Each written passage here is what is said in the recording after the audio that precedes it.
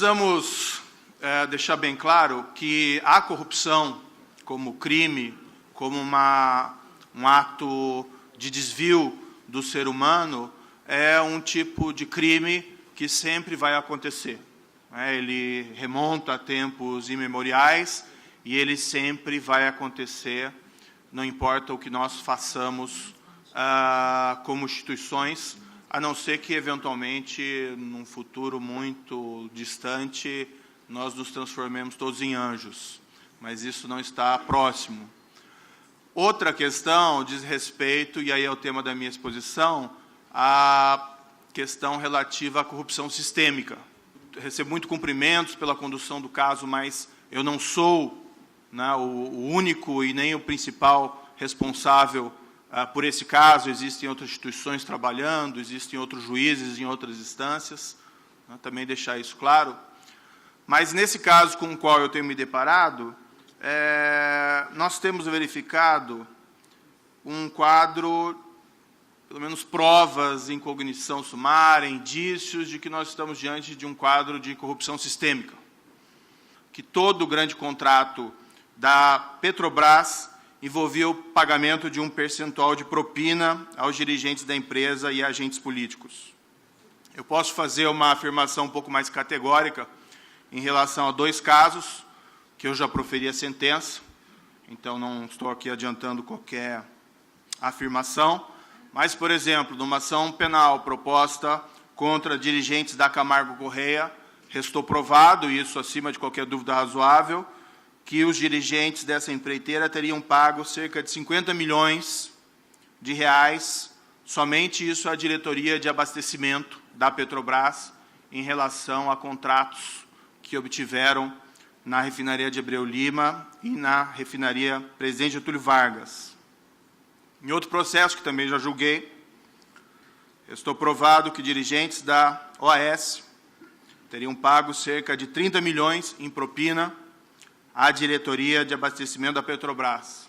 Segundo os depoimentos, as provas desses casos, a propina era paga numa base de 1% em cima do valor do contrato.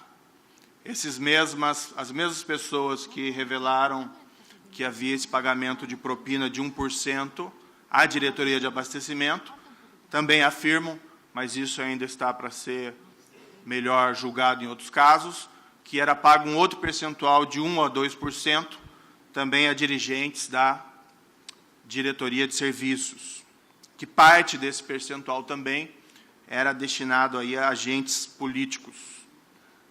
Em outra ação penal, também restou provado o pagamento de cerca de 54 milhões em propinas à diretoria da área internacional da Petrobras, em contratos de fornecimento de navios sondas. Enfim, embora existam vários casos ainda que demandam julgamento, as provas, os indícios, ainda sujeitos a uma avaliação definitiva, que só é possível no momento da sentença, indicam que aquele quadro informado por vários dos assim chamados colaboradores da Justiça, de que em quase todo o contrato da Petrobras havia esse pagamento, é um quadro consistente com as provas ou indícios já presentes nesses processos. Colhidos indícios de pagamentos de propina em contratos da Eletrobras Termonuclear, de 2009 a 2014. Para nossa surpresa, há indício de pagamento de propina em contratos da Eletronuclear em dezembro de 2014, ou seja, quando a Operação Lava Jato já havia ganho notoriedade, inclusive com prisão cautelar de vários dirigentes de empreiteiras supostamente envolvidos no esquema criminoso. Também no desdobramento natural das investigações, constatado que indícios, também aí sujeitos a uma avaliação definitiva, de que em contratos de publicidade da Caixa Econômica Federal, entre 2010 e 2014, houve pagamento de propina a ex-parlamentar. Mais recentemente, também no desdobramento natural das investigações, foram colhidas indícios, também aqui faço ressalva sujeitos a uma avaliação definitiva, de pagamento de propina em contratos celebrados no âmbito do Ministério do Planejamento. A prova do pagamento da propina é documental. Nós temos as provas do dinheiro que sai das empreiteiras e chegaram até as contas de intermediadores de propina e depois o destino aos beneficiários. Nós temos lá as provas decorrentes de contas milionárias sequestradas em paraísos fiscais, em bancos suíços. Mas é bastante interessante ouvir os assim chamados colaboradores a respeito desses fatos, e uma coisa que me chama muito a atenção é uma certa dificuldade em se esclarecer por que se pagava a propina, afinal de contas.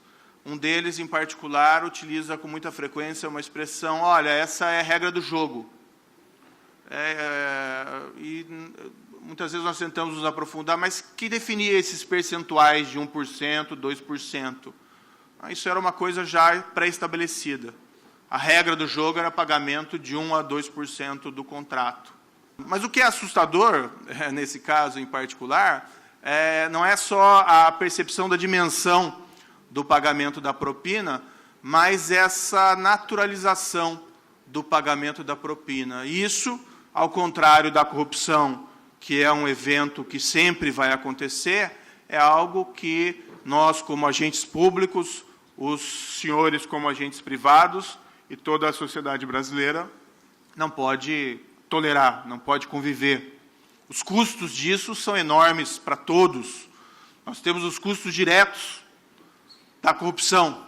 Temos o exemplo da Petrobras, que reconheceu nesse ano 6 bilhões, cerca de 6 bilhões de reais no seu balanço, a título de pagamento de propina. Propina que ela acabou arcando, no final, com esses valores. Pelo menos os 2 casos que eu julguei, da OAS e da Camargo Corrêa, também está comprovado que o valor da propina paga aos agentes públicos era embutido nos custos do contrato, da obra. Mas há custos indiretos. Custos indiretos que talvez sejam até maiores do que os custos diretos. Até que ponto o pagamento da propina não começa a interferir no planejamento econômico desses agentes públicos e agentes privados? Até que ponto decisões sobre investimentos importantes foram tomadas não com base numa reflexão de que, dentro de uma racionalidade econômica, aquele era o melhor caminho a percorrer, mas sim com o objetivo de se obter propina? Um exemplo interessante, o caso da própria refinaria Abreu e Lima. Segundo dados oficiais, o projeto conceitual básico previa um custo de cerca de 2 bilhões de dólares. E, ano passado, segundo também dados oficiais, os custos da obra remontavam a 18 bilhões de dólares. Nesse mesmo caso, da refinaria Abreu e Lima, havia uma previsão inicial da obra ser finalizada em 2010. Houve até antecipação de contratos da obra com esse objetivo. Mas a obra não acabou em 2010, também não acabou em 2011, também não acabou em 2012, também não acabou em 2013. O primeiro trem de refino dela começou a funcionar em dezembro de 2014. Ela não está totalmente pronta. Eu ouvi como testemunhas alguns agentes da Petrobras que fizeram auditorias internas, e o comentário, isso também são dados oficiais, é que se a refinaria Abreu Lima funcionar durante toda a sua vida útil, de forma ótima, ela não se paga.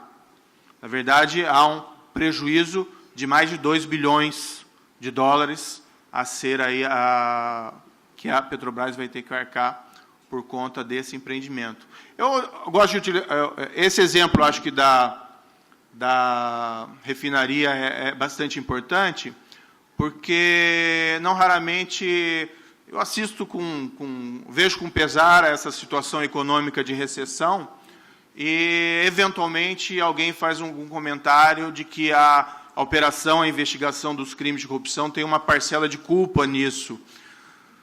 Mas esse exemplo é interessante porque, vejam, a Operação Lava Jato não tem nada a ver com o que aconteceu com a refinaria Abreu Lima. Ela não ficou pronta em 2010, a investigação não teve nenhum efeito nisso, não tinha nem começado. Ela não ficou pronta em 2011, 2012, 2014, que talvez a operação possa ter tido alguma influência, mas, evidentemente, não é a operação que fez a obra ter os seus custos elevados de 2 bilhões de dólares a 18 bilhões de dólares. Eu tenho também falado, às vezes, em alguns meus despachos, olha, o policial que descobre o cadáver não é culpado do homicídio.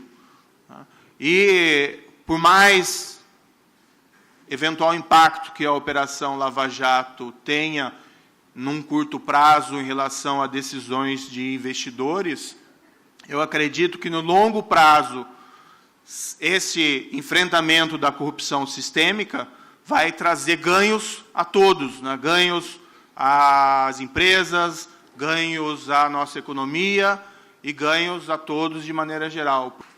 Porque o custo da corrupção sistêmica é algo extraordinário. Nós pegamos esse exemplo da refinaria Abreu Lima, mas o tempo não me permite, mas eu poderia citar uma série de outros exemplos de decisões de investimentos bilionárias que, do ponto de vista do econômico racional, talvez não se justificassem. O que leva àquela natural suspeição, né? Será que o fator do recebimento da propina não foi o agente motivador dessas decisões de investimento mal sucedidas? Mas, além do custo econômico, existem aí prejuízos talvez ainda mais sérios. A corrupção sistêmica gera também prejuízos à concorrência do mercado. Se os agentes do mercado não têm confiança de que podem concorrer em condições iguais, por exemplo, a obter contratos públicos, se existe uma zona sombria de pagamento de propina que acaba trazendo vantagens a uns em detrimento de outros, também isso gera um severo impacto aí no regular funcionamento do mercado. Aquele que recorre a meios ilícitos acaba tendo vantagem em relação àquele que não faz uso desse mesmo expediente. O prejuízo aí é incalculável. Saber quantas concorrências, quantas licitações, quantos contratos públicos foram afetados por essa corrupção sistêmica. Há um problema também de perda de confiança dos investidores por conta desse quadro, há um problema também de uma perda de confiança dos cidadãos no funcionamento das suas instituições públicas e também a perda de confiança deles nas nossas instituições privadas, nas próprias empresas. Há uma perda de confiança na democracia e nas leis, porque se a corrupção sistêmica existe, em parte é porque o nosso sistema de prevenção e repressão a esse tipo de crime não vem funcionando. E, nesse contexto, surgem naturais questionamentos a respeito do regular funcionamento das leis. Afinal, estamos num governo de leis ou estamos num governo de homens? A lei se aplica para todos ou não se aplica para todos? Também nesse contexto de corrupção sistêmica, em que, segundo algum desses colaboradores, dinheiro foi também desviado para agentes políticos, há um questionamento acerca do regular funcionamento do nosso sistema democrático. Pensem os senhores, ou melhor, um passo anterior. Tudo que um desses criminosos colaboradores disser em depoimento precisa ter prova de corroboração. Ninguém pode ser condenado criminalmente, eu diria sequer acusado criminalmente, se não tem uma prova de corroboração. Um criminoso que resolve trair os seus pares, não por isso ele se transforma em uma pessoa absolutamente confiável. Então, tudo que ele diz tem que ser checado. Mas façam um exercício de imaginação e pensem por um minuto que, eventualmente, tudo aquilo que alguns desses colaboradores disseram, que tudo aquilo pode ser verdade. Pode ser, inclusive, verdade e que não seja, ao final, comprovada pelas próprias dificuldades de investigação. Mas pensem por um minuto que aquilo que, eventualmente, o senhor Paulo Roberto Costa, o senhor Alberto Youssef, que o que eles disseram seja tudo verdade. Que, então, nós temos, eventualmente, dezenas de agentes públicos, incluindo aí, agentes políticos, que receberam, por anos, pagamentos de propina em decorrência desses contratos públicos. Pensem o impacto disso na nossa democracia. Assim como eu disse aos senhores que, eventualmente, uma decisão de investimento pode ser impactada por uma escolha em receber propina e não a escolha pelo investimento, eventualmente também a escolha em promulgar certas leis pode ter sido motivada por questões não exatamente republicanas. E, por último, o custo da corrupção sistêmica é a nossa progressiva perda de autoestima como país e como cidadãos. Isso nos causa, acima de tudo, se nós fôssemos esquecer todo esse problema econômico, todo esse risco à nossa democracia, acima de tudo, nós perdemos dignidade. Nós temos dificuldade em encararmos a nós mesmos no espelho, nós temos dificuldade em encararmos nós mesmos perante a comunidade internacional, diante aí de um quadro de corrupção sistêmica. Mas, como país, nós não vamos longe, não vamos conseguir sobreviver nesse mundo cada vez mais competitivo com os custos da corrupção sistêmica, fazendo com que nós, nem que nós não conseguimos avançar, mas sim que nós andemos para trás. E tem um detalhe, esse tipo de quadro tende a crescer se ele não é combatido. Já se diz com frequência que as pessoas normalmente se comportam como as outras se comportam.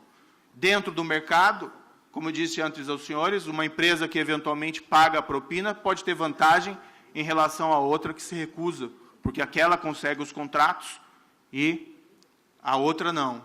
Então, é preciso, nesse ambiente, para evitar o crescimento desse tipo de problema, que não só instituições públicas, mas, especialmente, as instituições privadas, todos os cidadãos, digam não a essas práticas, digam não ao pagamento de propina.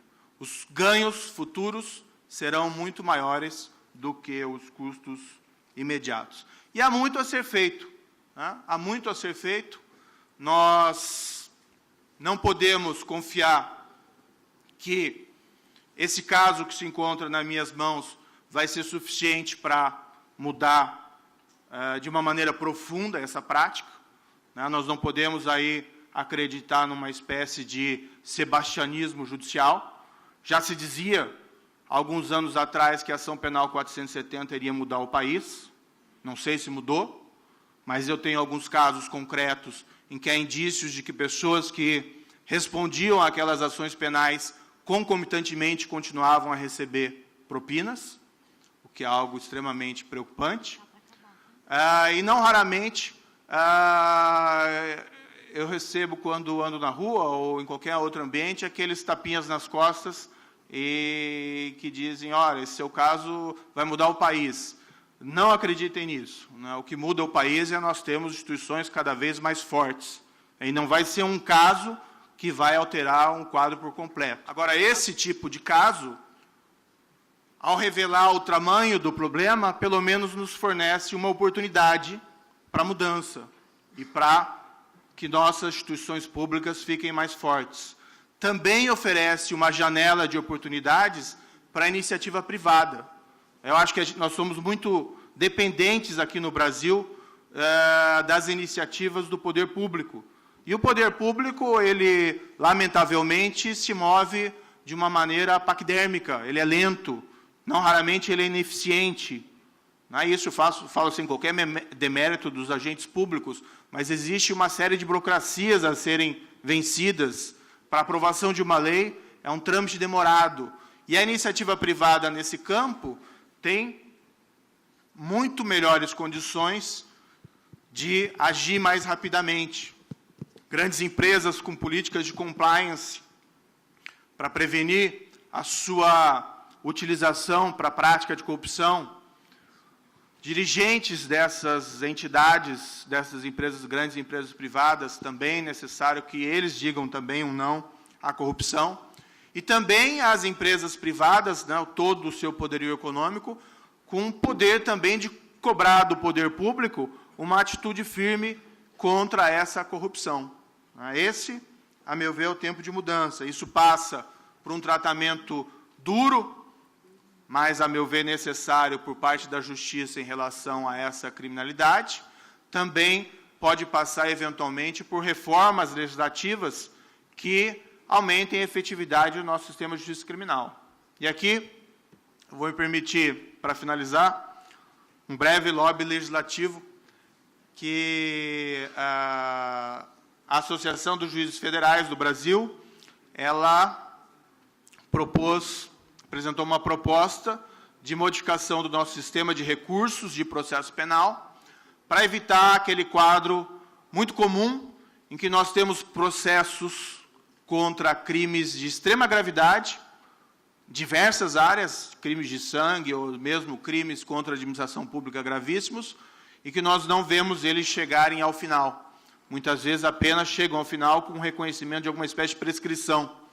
Então, nós temos esse projeto que nós apresentamos, não teria tempo aqui de comentar em detalhes, mas, basicamente, visa aumentar a efetividade do sistema, e é o PLS 402 de 2015. Acho que o Congresso e o Governo poderiam, querendo aí demonstrar a sua indignação com esses fatos e uma reação em relação a esses fatos, aprovar esse projeto com rapidez. Isso depende que seja cobrado por parte da sociedade civil organizada. E, como disse, esse é o momento, né? Essas próprias manifestações de rua, né? Tem que se aproveitar esse momento em que as pessoas deixam a condição de consumidores para se transformar em cidadãos, e esses momentos são muito raros na nossa democracia de massa. Então, esse é um momento de mudança. E eu acredito que, apesar do nosso quadro atual econômico ruim, há esperança aí no futuro, desde que nós não nos acomodemos. Como se diz, é sempre mais escuro antes do amanhecer. Obrigado.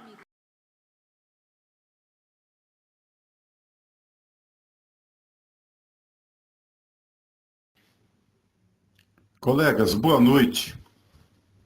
A situação é muito grave, colegas. E eu peço a todos cuidado, tranquilidade e vigilância com o nosso país. Eu não estou falando mais como servidor público, não. Eu estou falando como cidadão. O juiz Sérgio Moro e a Operação Lava Jato precisa de cada brasileiro consciente. Hoje, a nomeação de Lula para ministro, ao contrário do que se discute na mídia, inclusive, não tem apenas o objetivo de torná-lo imune ou com foro privilegiado. Lula ministro tem um grande objetivo, colegas: implodir a Operação Lava Jato. É esse o seu papel no governo. E para isso, colegas, Lula tem sim condições políticas e reais de juntar inclusive setores da oposição que já começam a ser atingidos pela Operação Lava Jato, e todos se unirão com certeza contra Sérgio Moro, o setor do Ministério Público Federal e da Polícia Federal, que estão realmente realizando as apurações com isenção. Lula não é bobo. Ele sabe que alguns cardeais da oposição também sabem que Sérgio Moro não tem partido coisa nenhuma. Que primeiro agora é Lula e o PT, mas depois Sérgio Moro não vai titubear de botar Aécio Neves e outros, se for o caso, na cadeia, não. Sérgio Moro, colegas, está praticamente só. Ele só tem do lado dele o povo brasileiro. A cúpula do Supremo Tribunal Federal, todos sabem que são contra as apurações da Lava Jato, gente. O PT, o governo e, com certeza, setores importantes da oposição. Então, Sérgio Moro só tem o povo brasileiro, e boa parte desse povo pode ser enganado. Sérgio Moro precisa contar com os servidores do Judiciário e do MPU. Nessa hora, os servidores do Judiciário e do MPU precisam se juntar em torno de Sérgio Moro, dos procuradores do Ministério Público Federal e da Polícia Federal, para defender um país limpo, para defender as apurações da Lava Jato, colegas.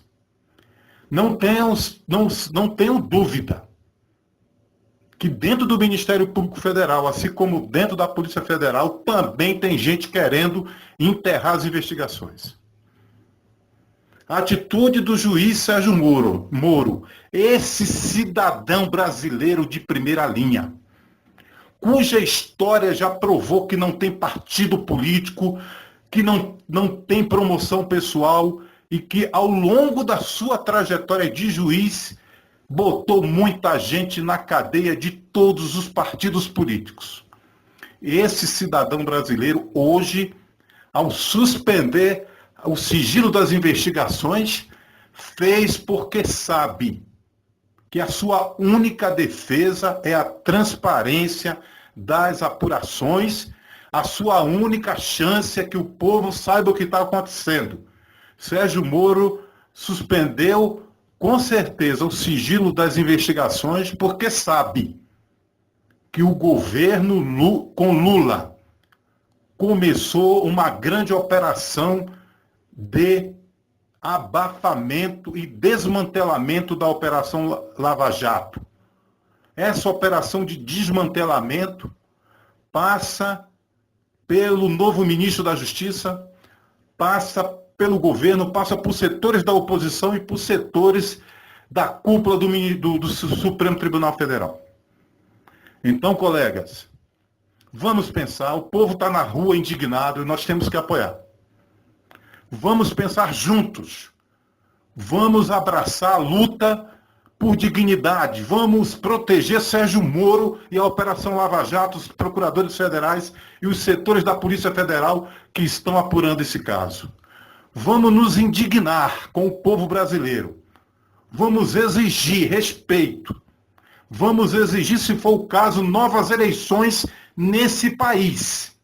Mas nós não podemos, servidores do Judiciário e do MPU, ficar assistindo passivamente a esse desmonte, a impunidade. Me admira intelectuais metidos a pensadores de esquerda defendendo a corrupção, defendendo a bandalheira, defendendo a vergonha nesse país, se auto-intitulando intelectuais de esquerda, mas não passam de capaços de governantes autoritários.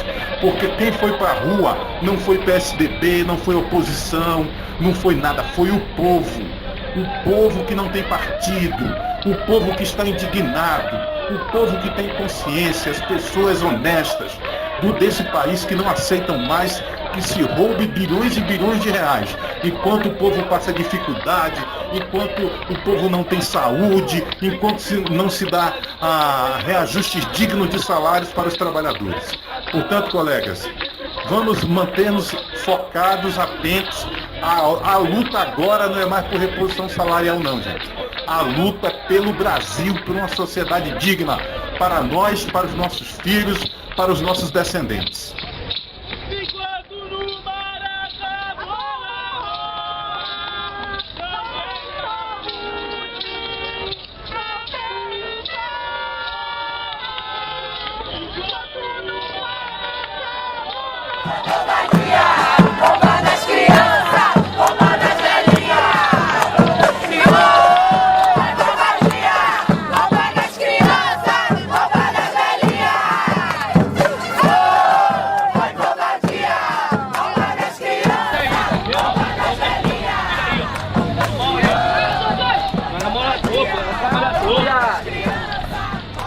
É vinagre?